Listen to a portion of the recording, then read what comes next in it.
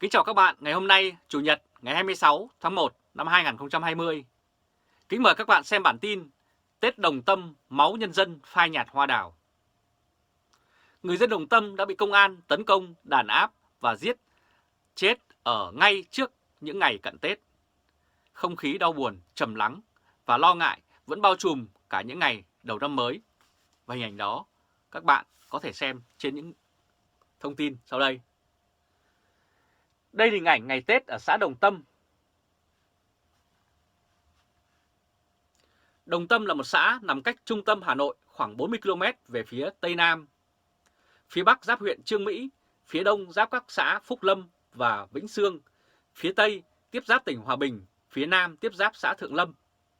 Dân số xấp xỉ khoảng 8.647 người, phân thành 2.572 hộ gia đình. Xã Đồng Tâm có 2 thôn gồm thôn Hoành và thôn Đồng Mít, chia thành 14 xóm. Trong ảnh là một cảnh thanh bình ở xã Đồng Tâm chụp cách đây nhiều năm qua, đây là thời gian trước đây. Đồng Tâm được biết đến là một xã có truyền thống đấu tranh anh hùng trong kháng chiến chống Pháp. Xã Đồng Tâm được phong là xã anh hùng lực lượng vũ trang nhân dân. Tuy nhiên, những ngày này thanh bình của quê hương Đồng Tâm nay không còn nữa, khi làng quê đã bị giày xéo bởi sự đàn áp của nhà cầm quyền cộng sản bằng vũ lực, giết chết người dân ở nơi đây. Và những ngày đầu năm này, hàng triệu người dân trong và ngoài nước và kiều bào ở nước ngoài cũng vẫn hướng về Đồng Tâm với niềm xót xa cho nhân dân ở đây. Họ cũng thể hiện sự khinh bỉ và căm thù nhà cầm quyền tại Hà Nội đã gây ra sự giết hại người dân, và đặc biệt đấy là một đảng viên lão thành cách mạng ông Lê Đình Kình với 58 năm tuổi Đảng và 84 tuổi đời và một lòng ủng hộ Tổng Bí thư Nguyễn Phú Trọng chống tham nhũng và tôn trọng pháp luật, nhưng cuối cùng thì ông đã bị chính Đảng Cộng sản mà người đứng đầu là ông Tổng Bí thư giết chết. Đây là hình ảnh Công an Việt Nam tấn công giết hại người dân Đồng Tâm vào ngày 9 tháng 1 năm 2020, và đây là nhà của cụ Lê Đình Kình đã bị dùng thuốc nổ đánh bung cửa, cũng như bị Công an Việt Nam dùng tiểu liên bắn vào nhà. Nhiều ngày sau cái chết của cụ Lê Đình Kình, một lực lượng hùng hậu tay sai tuyên truyền hay còn gọi là dư luận viên đã được động viên tham gia cuộc chiến trên không gian mạng nhằm tạo ra nhiều kịch bản và hình ảnh về sự kiện ngày 9 tháng 1 năm 2020 ở Đồng Tâm, Hà Nội. Có 3 mũi tấn công vào sự kiện đau thương này, đó là bôi nhọ và sỉ nhục cụ Kình, tiếc thương 3 công an viên chết ở Đồng Tâm và khiêu khích thách thức bất kỳ ai đứng về phía người dân Đồng Tâm và đồng thời chụp mũ là chống chính quyền. Nhưng thực sự có sức mạnh của nó hay không là một chuyện khác. Sự thật để y nguyên sự lồng lộn của giới truyền thông tay sai trên không gian ảo luôn nói tốt cho chính quyền và bỏ qua tất cả những gì thực tế đã diễn ra. Người dân ở đây đang xót thương cụ Lê Đình Kình đã ra đi. Và sau đây mời các bạn xem một đoạn video ngắn miêu tả lại không khí hoảng loạn lúc ban đêm đó, khi người dân Đồng Tâm lúc gần 3 giờ sáng ngày 9 tháng 1 năm 2020 đã bị lực lượng công an đột nhập vào tấn công vào làng với hàng ngàn người. Áp lên đấy, chúng nó vào đàn áp dân, bắn súng, tơi bời, liều đạn cay, súng bắn đàn áp vào dân, báo cáo đồng bào cả nước. Đấy,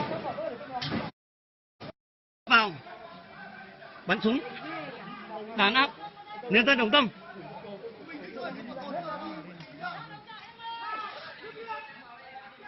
Bà con này quyết tâm chiến đấu đến hơi thở cuối cùng. Đây, cháy cả cột điện rồi đây. Kệ, không phải dập. Ấy, chúng nó bắn hết xung quanh cả trong làng nhân dân Đồng Tâm.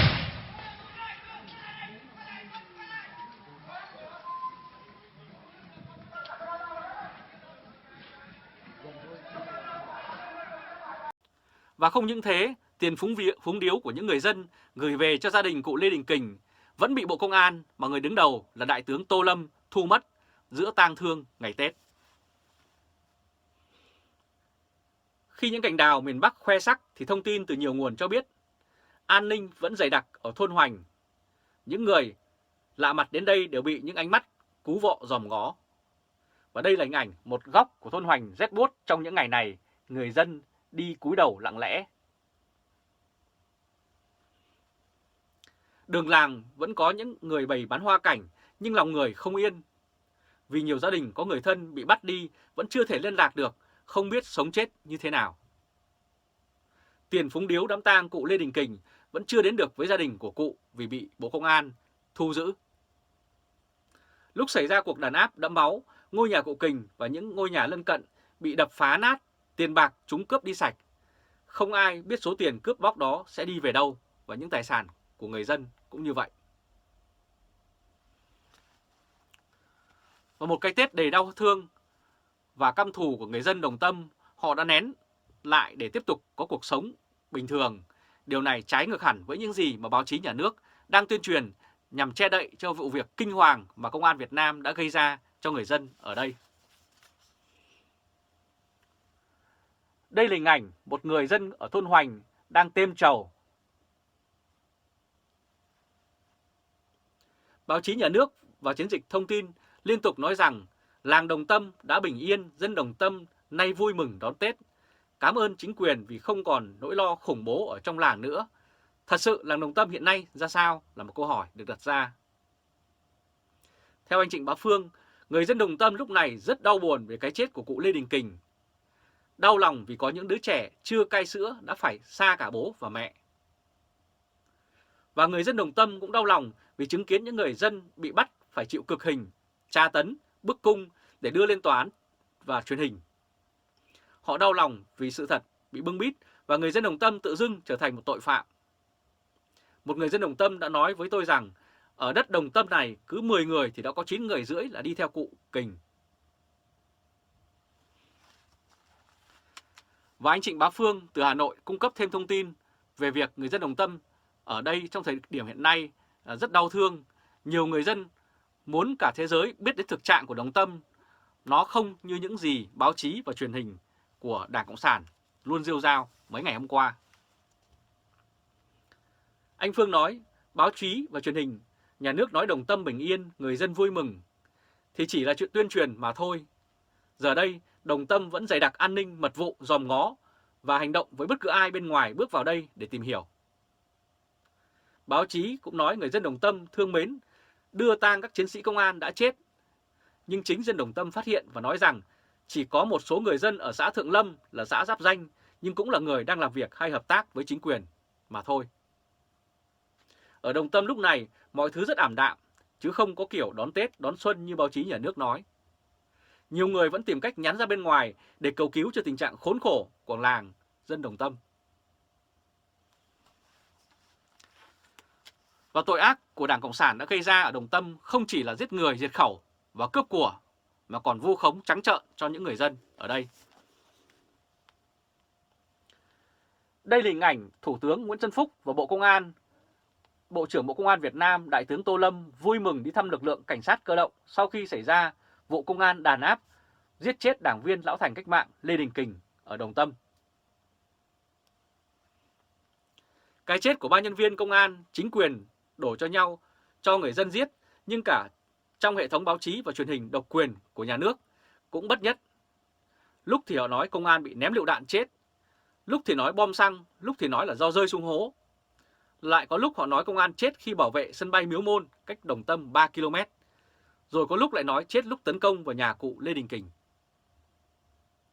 Sự thật thì chỉ có họ mà biết mà thôi, chứ người dân Đồng Tâm thì không thể chống cự trong một bối cảnh đàn áp dữ dội và đầy hơi cay như sáng sớm ngày 9 tháng 1 năm 2020. Lấy nhà cụ Kình làm trung tâm thì xung quanh rộng đến 3 đến 400 mét. Không có ai có thể chịu đựng nổi khói và lựu đạn cay. Đặc biệt là trẻ nhỏ, nên hầu hết người lớn đều tìm cách đưa chúng ra ngoài. Nhiều người bị ngạt, bị ngất, bản thân cụ Hiểu, bạn cụ Kình cũng đã ngất trước khi bị bắt. Và Đảng Cộng sản đã cùng đường nên họ đã phải dùng đến những biện pháp bắt bớ, càn quét và dùng vũ khí để nã đạn, tiêu diệt nhân dân như vậy. Đây là hình ảnh công an Việt Nam đọc lệnh bắt Facebooker Trương May Mắn vì anh đã chia sẻ về vụ nhà cầm quyền Việt Nam khủng bố người dân ở Đồng Tâm hôm 9 tháng 1 năm 2020. Công an làm việc luôn có quay phim. Cuộc tấn công vào làng Đồng Tâm có lẽ sẽ có flycam, tức là với máy quay hồng ngoại, để ghi lại sự kiện, tìm người, tìm chứng cứ để rêu rao rằng người dân Đồng Tâm đã nói và đối đầu như thế nào để lợi dụng tuyên truyền cho về sau. Thế nhưng cho đến giờ họ vẫn không tìm ra được một dấu hiệu hay bất cứ hình ảnh nào cho thấy người dân phản kháng để tuyên truyền chống lại cụ Kình và người dân Đồng Tâm. Trong lúc tin tức Đồng Tâm lan nhanh tuần trước, đã có tin đồn công an sẽ bắt một loạt người nhằm trấn áp dư luận. Nhà của blogger Nguyễn Anh Tuấn tại Đà Nẵng đã bị rất đông công an đến nhà. Ở Cần Thơ, nhà của Facebooker Trương May Mắn, và ở đây anh cũng đã bị công an ập vào đọc lệnh bắt giữ vì chia sẻ những thông tin về Đồng Tâm. Và mùa xuân đã về trên khắp quê hương Việt Nam. Người dân trong và ngoài nước vẫn luôn hướng về Đồng Tâm, một biểu tượng của lòng dũng cảm của người dân Việt Nam với truyền thống bảo vệ xóm làng, quê hương trước cường quyền, chuyên chế của chủ nghĩa cộng sản. Đây là hình ảnh anh Trịnh Bá Phương, một nhà hoạt động trẻ của Việt Nam, người thường xuyên đưa ra những thông tin cập nhật, nóng hổi về tình hình tại Đồng Tâm. Anh nói rằng mỗi ngày người dân lại càng chứng kiến rõ thêm tội ác của họ đối với cụ Lê Đình Kình. Với người dân Đồng Tâm, mọi thứ đang phơi bày sự dối trá của họ ở mọi chiều hướng. Họ đang hốt hoảng và chủ động, đe dọa và đã canh giữ nhiều người lên tiếng trong nhiều ngày qua, đặc biệt nhấn mạnh sẽ bắt anh. Anh nói lương tri con người, anh đã nghe tiếng khóc của những bà mẹ, những đứa trẻ đã chứng kiến những cảnh tang thương. Lương tri con người anh không thể nào im lặng dù biết phía trước rất nguy hiểm. Anh cho biết anh chấp nhận tất cả xảy đến với mình, chỉ mong đưa mọi thứ ra ánh sáng công lý trước toàn thể người dân Việt Nam và trả lại công bằng và sự thật cho những người dân tại Đồng Tâm đang phải chịu cảnh oan ức. Và xuân mới cũng đã về với mọi nhà, nhưng niềm vui chưa thể trọn vẹn khi người dân Đồng Tâm vẫn tiếp tục phải sống dưới sự đàn áp tàn bạo của Đảng Cộng sản. Hàng chục thanh niên, thiếu nữ và người già ở đây vẫn bị công an Việt Nam bắt giữ và giam cầm trong ngục tù tăm tối. Chủ nghĩa cộng sản ngoại lai tại Việt Nam mà người đứng đầu phải chịu trách nhiệm hiện nay là ông Tổng Bí thư Chủ tịch nước Nguyễn Phú Trọng đã tàn ác với người dân, thậm chí ông giết hại cả người đồng chí của mình 58 năm tuổi Đảng. Chuỗi tội ác này đã trở thành vết nhơ trong lịch sử hàng nghìn năm dựng nước và giữ nước của dân tộc Việt Nam. Cảm ơn các bạn đã chú ý theo dõi chương trình truyền hình trực tiếp của Lê Trung Khoa Thời báo.de ngày hôm nay, Chủ nhật, ngày 26 tháng 1 năm 2020. Các bạn hãy chia sẻ video này cho nhiều người biết cũng như để lại bình luận và bấm nút theo dõi YouTube và Facebook của Thời báo.de. Và chúng tôi sẽ tiếp tục cập nhật để phục vụ các bạn những bản tin nhanh nhất và trung thực nhất. Chào các bạn, Trung Khoa từ Berlin, Cộng hòa Liên bang Đức.